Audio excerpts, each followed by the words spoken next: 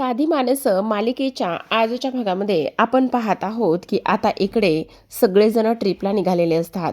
आता ट्रिपला निघाल्यानंतर त्यांना पांढऱ्या साडीमध्ये एक बाई रस्त्यावरती फिरताना दिसत असते आणि त्यामुळे त्यांना खूप जास्त भीती वाटत असते. आता हे दृश्य भीती वाटण्यासारखंच आहे बरं का प्रेक्षकांनो, कारण इथे त्या बाईच्या हातामध्ये मेणबत्ती असते आणि पांढरी साडी घालून ती रस्त्यावर फिरत असते. ह्यांच्या गाडीच्या समोर सुद्धा येत असते. निरूपाला भीती वाटत असते. ती म्हणत असते, नको नको, मला तर फार भीती वाटते, कारण असे सीन आणि हे सगळं काही मी इथे सिनेमामध्ये पाहिलेलं होतं. मग मला तर आता असं वाटतंय की नक्कीच काहीतरी गोंधळ आहे आणि ह्या सगळ्या गोष्टी त्यामुळेच होत आहेत. आता हे सगळं काही होत असताना इथे आपण पाहतो की जे काही आपले इथे हे आहेत म्हणजेच सुधाकर आहेत, ते म्हणत असतात, अरे पोरांनो, कशाला उगाचच घाबरताय. हे बघा, तसं काही एक होणार नाही आहे, काळजी करण्याची काहीच गरज नाही आहे. तेव्हा लगेच आता इकडे जो काही सत्य आहे तो म्हणत असतो, नाही, मी तुम्हाला सांगतोय ना की काहीतरी गडबड आहे, काहीतरी भीती वाटतेच आहे.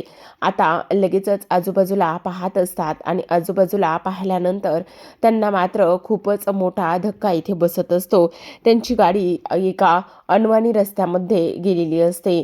आता एकदा ते रस्ता हुकतात आणि तेव्हा लगेचच निरूपा म्हणत असते, मला तर असं वाटतंय की आपण नेहमी सतत रस्ता फिरतोय आणि त्याचबरोबर रस्ता फिरत असताना मला असं का वाटतंय की आपल्याला चकवा लागलेला आहे. म्हणजे चकवा म्हणजे, अरे म्हणजे काय असतं ना, हे बघ, चकवा म्हणजे ना की इकडे आपण एखाद्या ठिकाणी पुन्हा फिरून येतो ना, आपण रस्ता विसरतो, चुकतो, त्याला चकवा म्हणतात. आपल्या बाबतीत सुद्धा तसंच झालेलं असावं. तेव्हा आता इकडे जो पंकज आहे तो म्हणत असतो, बघा बघा, तिथे तिथे दिसली मला ती बाई. तेवढ्यातच सत्यासुद्धा पाहतो आणि म्हणत असतो, ती बघा, तिथे आहे ती, मी तुम्हाला म्हटलं ना ती तिथेच आहे. त्यावर बाकीचे सगळेजण म्हणत असतात, नाही तर आम्हाला तिथे कोणीही दिसत नाही. तेव्हा सत्या म्हणत असतो, असं कसं तुम्हाला दिसत नाहीये, तुम्ही जरा डोळे उघडे ठेवून बघा ना, सगळं काही तुम्हाला नक्कीच ती बाई तिथे आहे ते दिसेल. हे सगळं काही बोलत असताना आता इकडे आपण पाहतो की समोर जी बाई आहे ती फक्त आणि फक्त इथे सत्या आणि पंकजला सुरुवातीला दिसलेली असते आणि त्यानंतर कोणालाही दिसत नाही. त्यावर लगेच आता हे लोक म्हणत असतात, हे ना भूत वगैरे ह्या सगळ्या गोष्टी असतात. आणि तेव्हा चला चला, आता कुठेही दिसत नाही, चला बरं, ए सत्या चल बरं, असं म्हणून ते चालायला लागतात. आणि तेव्हा चालत असताना बाजूला पाहतात तर गाडीच्या दरवाजाच्या बाजूलाच ती बाई उभी असते, हातामध्ये मेणबत्ती, आणि त्याचबरोबर अंधारामध्ये ती तिथे उभी असते. आता अंधारामध्ये ती तिथे उभी असताना इकडे आपण पाहतो की सत्या त्याचबरोबर मीरा खूपच जास्त घाबरतात. तिच्या चेहऱ्यावरती पूर्ण केस आलेले असतात आणि खूप घाबरलेले असतात ते सगळेजणच. आता सगळ्यांना एवढी भीती वाटत असते. निरूपा तर अक्षरशः डोळे बंद करूनच बसलेली असते. तिला तर काय करावं आणि काय नाही ह्या गोष्टी अजिबात इथे समजत नसतात. तेव्हा आता इकडे आपण पाहतो की आता काय करायचं, काय नाही करायचं, असा विचार सगळेजण करत असतात. आता जी बाई इथे दरवाजाच्या बाजूलाच उभी असते ती अचानकच गायब होते.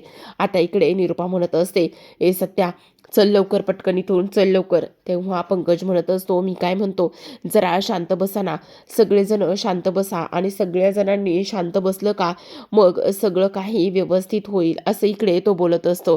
त्याचबरोबर आपण पाहतो की इकडे जी काही आपली रिया आहे ती म्हणत असते, पण भूत वगैरे ह्या असल्या गोष्टी काही नसतात, लॉजिक आहे ना, ते भूत वगैरे कसं असेल, ती कोणीतरी रस्ता चुकलेली बाई असेल आणि तिला एखाद्या ठिकाणी जायचं असेल, तशीच असेल ती. तेव्हा सुधाकर सुद्धा म्हणत असतात, हो ग निरूपा, तू उगाचच एवढं सगळं काही का बरं बोलतेस, काही घाबरायची वगैरे गरज नाही आहे, तू वेडी आहेस का, आपणच जर असं घाबरलो तर पोरांनी काय करायचं, असं सुधाकर म्हणत असतात. आता मात्र ती जी काही बाई आहे ती इथे पुन्हा या लोकांना दिसत असते आणि ती बाई पुन्हा ह्या लोकांना दिसल्यानंतर आता मात्र ह्यांना तर काय करावं आणि काय नाही ह्या गोष्टी अजिबात इथे समजत नसतात. यांची तर चांगलीच धांदली ते उडालेली असते. आता इकडे सुधाकर म्हणत असतात, निरूपा तू अजिबात घाबरू नकोस, आणि त्याचबरोबर सत्या मी काय म्हणतो चल बरं. तेव्हा निरूपा म्हणत असते, मी काय म्हणते ते एकदा ऐकून तरी घ्या. तेव्हा अचानकच समोर येणाऱ्या बाईला सगळेजण घाबरतात. निरुपासुद्धा खूपच जास्त घाबरलेली असते. तर आता इथे ही बाई जी आहे ती कोण असेल? ही भूत आहे, भूत आहे असं म्हणूनच सगळेजण गोंधळलेले असतात. आता ती बाई बाजूला येऊन उभी राहिलेली असते आणि ती बाई बाजूला येऊन उभी राहिल्यानंतर आपण इकडे पाहतो की आता सगळेजण घाबरून सुधाकर म्हणत असतात, अरे भूतबीत काय बी नसतं, मी काय सांगतो ते तुम्ही नीट ऐका एकदा. हे बघा, काळजी करू नका, मी सांगतो त्या सगळ्या गोष्टी तशा पद्धतीने करा. म्हणजे त्या बाईला लिफ्टची गरज आहे, तिला गाडीमध्ये घ्या. त्यावर लगेचच आता ती बाई म्हणत असते, काच खाली करा, काच खाली करा असं म्हटल्यानंतर आता इकडे सगळेजण घाबरलेले असतात. तेव्हा सत्या म्हणत असतो, नाही नाही, आम्ही काच वगैरे अजिबात खाली करणार नाही आहोत. हे बघा, आम्हाला तुम्ही घाबरवू नका. त्यावर लगेचच ती म्हणत असते, मी सांगितलं ना काच खाली करा म्हणून, मला लिफ्ट हवी आहे. तेव्हा लगेच मीरा म्हणत असते, मला एक गोष्ट कळत नाही आहे, इथे ह्या अशा भूताला वगैरे लिफ्टची कधीपासून आणि केव्हापासून गरज पडायला लागलेली तेच काही कळत नाही असं इकडे ती बोलत असते. तेव्हा लगेच आता इकडे आपण पाहतो की निरुपा म्हणत असते, ए सत्या, गाडी थांबवू नको, चल पटकन, चल लवकर इथून. पण तरीसुद्धा आता सत्या म्हणत असतो, हे नेमकं कोण आहे, काय आहे? तर सुधाकर म्हणत असतात, ए पोरांनो, असं काय बी करू नका बरं, तुम्ही ते काच खाली करा आणि त्या बाईला आतमध्ये घ्या. अहो बाबा, तुम्ही असं काय बोलताय? हे बघा, आपण असं नाही करू शकत, त्या बाईला कसं काय आपण आतमध्ये घेणार? ए सत्या, दरवाजा उघडू नकोस, सत्या दरवाजा उघडू नकोस. त्यावर सुधाकर म्हणत असतात, अरे पोरांनो, तिला इथे लिफ्ट हवी आहे ना, जर तिला लिफ्ट पाहिजे आहे तर मग तुम्ही असं का करताय? तिला मी सांगतो त्याच पद्धतीने इकडे घ्या बरं तुम्ही. त्यावर लगेच आता सुधाकर म्हणत असतात, तिला ज्या ठिकाणी जायचं आहे त्या ठिकाणी पोच करूया आपण. आता हे सगळं काही बोलल्यानंतर लगेच सुधाकर म्हणत असतात, पण इथे निरुपा म्हणत असते, अहो तुम्ही काही डोक्यावर पडले की काय? हे बघा, असलं काही बी होणार नाही आहे, आपण तिला अजिबात अजिबात लिफ्ट द्यायची नाही आहे. त्यावर मीरासुद्धा म्हणत असते, अहो मी काय म्हणते, नको, हे सगळं काही करायला नको बरं का, ह्या पद्धतीने उगंच नसता गोंधळ व्हायचा. तेव्हा लगेच आता इकडे सत्या म्हणत असतो, अहो त्याचं काय आहे ना, आम्हाला तुम्हाला लिफ्ट नाही देता येणार आहे. म्हणजे हे बघा, अहो असं काय म्हणताय, म्हणजे हे बघा आणि म्हणजे ते बघा, ते कसं काय होणार आहे? आम्हाला खरंच इथे लिफ्ट हवी आहे आणि तुम्ही लिफ्ट द्याल याच आशेने मी इथे आहे ना, मग चला बरं पटकन, तुम्ही आम्हाला लिफ्ट द्या, असं सुद्धा आता इथे ती बोलत असते. त्यावर लगेच आता इकडे जे आपले सुधाकर आहे ते प्रत्यक्षाने म्हणत असतात, पोरांनो हे बघा, तुम्हाला मी सांगतोय त्या त्या पद्धतीने सगळं काही करा. तुम्हाला मी सांगितलं ना लिफ्ट वगैरे द्या म्हणून, तर मग का लिफ्ट देत नाही आहेत? त्यावर लगेच आता इकडे रिया म्हणत असते, मी काय म्हणते, तुम्ही हे काळा जादू वगैरे हे सगळं काही का आणि कशामुळे बोलताय? हे बघा, तसलं काही एक नसणार आहे. तुम्हाला उगाचच नाही त्या गोष्टी तुम्ही इथे बोलताय, तसं काही नसणार आहे. प्लीज तुम्ही द्या बरं त्यांना लिफ्ट, तुम्ही असं करू नका बरं. ह्या सगळ्या गोष्टी आता इकडे ती लोक बोलत असतात. तेव्हाच आता इकडे आपण पाहतो की ती बाई बसायला लागलेली असते. पण आता निरुपा म्हणत असते, नाही नाही, तुम्ही इथे बसू नका बरं, तुम्ही एक काम करा, तुम्ही त्या फुलवालीजवळ बसा बरं, ती फुलवाली तुम्हाला नक्कीच लिफ्ट देईल. ह्या सगळ्या गोष्टी इथे आता ती लोक बोलत असतात. आता हे सगळं काही बोलल्यानंतर आपण पाहतो की इकडे जो काही सत्य आहे तो म्हणत असतो, नाही नाही नाही नाही, इकडे अजिबात नकोय, इथे इथे लिफ्ट नकोय. तेव्हा निरुपा म्हणत असते, अरे असं काय करतोयस, बसू दे ना त्या फुलवालीपाशी बसू दे. तेव्हा लगेच आता सुधाकर म्हणत असतात, अगं निरुपा काय करतेस तू, हे बसू दे ना त्या बाईला, कुठेही बसू दे.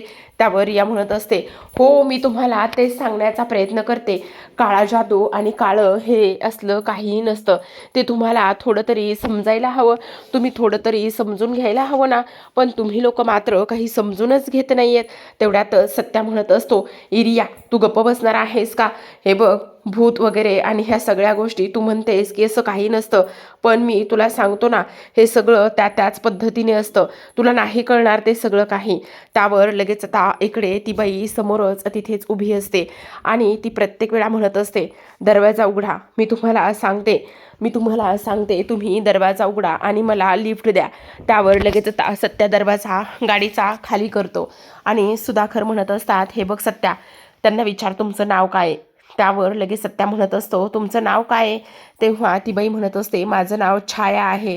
काय? तुमचं नाव छाया आहे? हो, माझं नाव छाया आहे. आणि मला लिफ्ट हवी आहे, मला एका ठिकाणी जायचं आहे, असं सुद्धा आता इकडे ती बोलत असते. त्यावर रिया म्हणत असते, ह्यांचं नाव छाया आहे. मग मला सांगा, इथे भूत वगैरे एवढ्या रात्री कसे आणि कुठे असणार आहेत? कुठेही नसणार आहेत. तेव्हा लगेच आता इकडे जी काही देविका आहे ती खूपच घाबरलेली असते. पण पंकज आणि त्याचबरोबर इथे सुधाकर म्हणत असतात की कसं लिफ्ट द्यायची, काय करायची. पण हे पोरांनो, मी काय म्हणतो, हे बघा, गरजूंना मदत करावी. आपण इकडे फिरायला आलेलो आहोत ना, मग तेवढंच पुण्याचं काम आपल्याला लाभेल. मी काय म्हणतो ते एकदा तुम्ही नीट ऐका. आपण त्यांना लिफ्ट देऊयात, तुम्ही असं नाही म्हणू नका. आता निरूपा खूप घाबरत असते. खरं तर निरूपाच्या बाजूला बसायला सांगितलेलं असतं, त्यामुळे निरूपा म्हणत असते, नाही नाही नाही नाही, तुम्ही माझ्याजवळ बसायला येऊ नका. तुम्हाला मी काय सांगते ते तुम्ही नीट ऐका. तुम्ही ना तिकडे बसायला जा, तिकडे जाऊन बसा, त्या तिकडे जाऊन बसा, म्हणजे जी फुलवाली आहे ना तिच्या बाजूला जाऊन बसा, असं आता इथे ती सांगण्याचा प्रयत्न करत असते.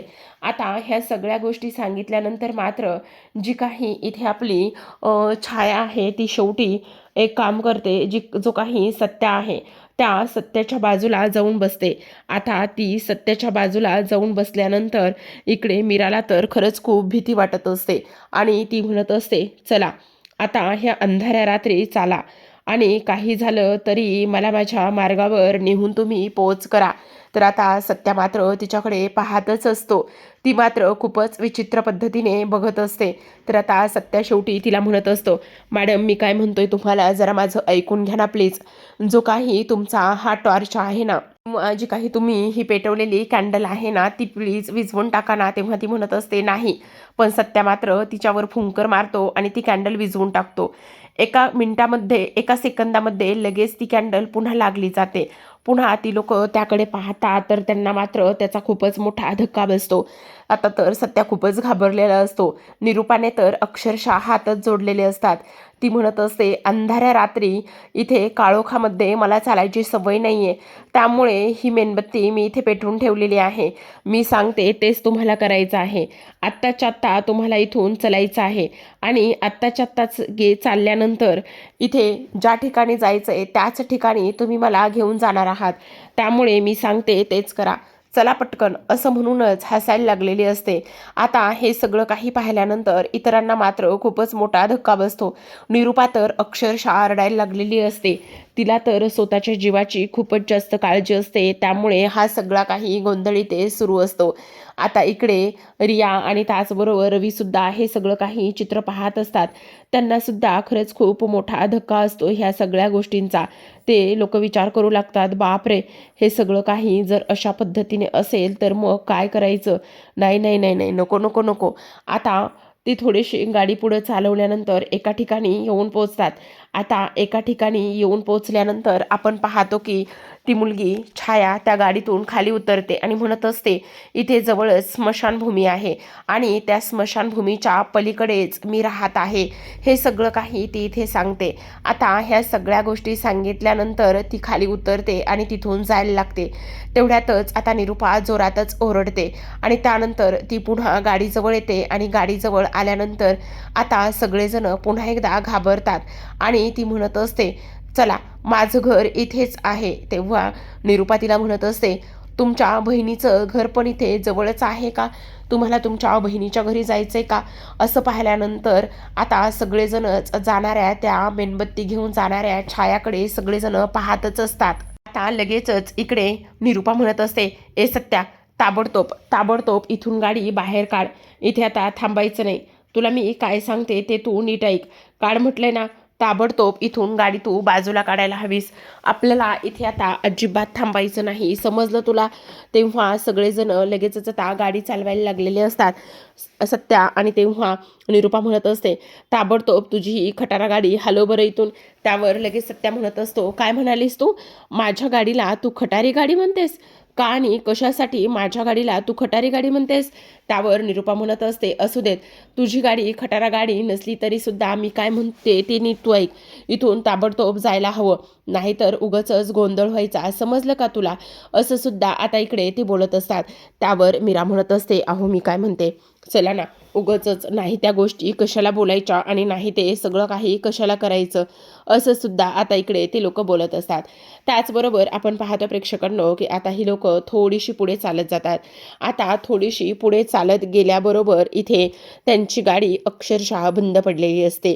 आणि तेव्हा लगेच आता आपण पाहतो की इकडे जो काही सत्य आहे तो म्हणत असतो, गाडी बंद पडली, गाडी बंद पडली हे बोलता क्षणी आता आपण पाहतो की इकडे निरुपा म्हणत असते, गाडी बंद पडली, पण आता काय करायचं, कशी गाडी चालू करायची.